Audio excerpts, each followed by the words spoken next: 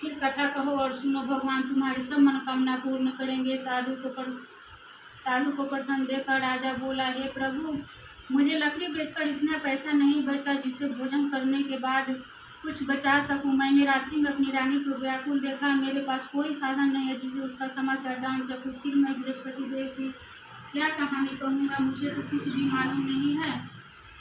साधु ने कहा, हे राजा, तुम किसी बात की चिंता मत करो। बृहस्पतिवार के दिन रोजाना की तरह लकड़ियाँ लेकर शहर में जाओ, तुम्हें रोज से दुगुना धन प्राप्त होगा, जिसे तुम भली भांति भोजन कर लोगे तथा बृहस्पति देव के पूजन के समान भी आ जाएगा।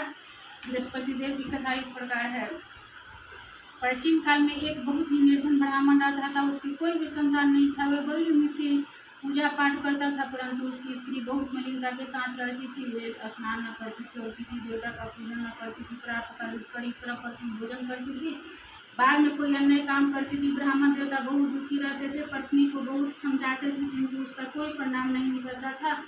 भगवान की अनुकंपा से उस ब्राह्मण की पत्नी गर्भवती हुई और उसने 10वें महीने में एक सुंदर कन्या को जन्म दिया। निर्धन ब्राह्मण की कन्या के जन्म से बहुत दुखी हुआ। धीरे धीरे ब्राह्मण की कन्या बड़ी होने लगी। बचपन से ही उस कन्या की रुचि भगवान विष्णु का पूजा में थी। वो प्रातः उठते ही स्नान करके भगवान विष्णु की पूजा करने मंदिर में जाती थी। तो बृहस्पतिवार को व्रत करके विधिवत पूजा पाठ करती थी। पूजा पाठ करने के बाद वो पढ़ने के लिए पाठशाला में जाती थी। घर से चलते हुए वे मुट्ठी में जौ साथ लेकर जाती थी और पाठशाला के रास्ते में थोड़े थोड़े गिराती जाती थी। जब वह पाठशाला से घर लौटती थी तो जौ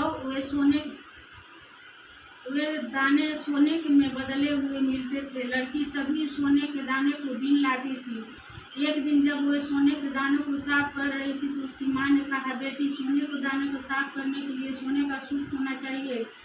अगले दिन बृहस्पतिवार था। उसने भगवान बृहस्पति देव की पूजा की थी। करते हुए प्रार्थना की और हे भगवान, यदि मैंने आपका व्रत विधिवत किया है तो मुझे सोने का सूप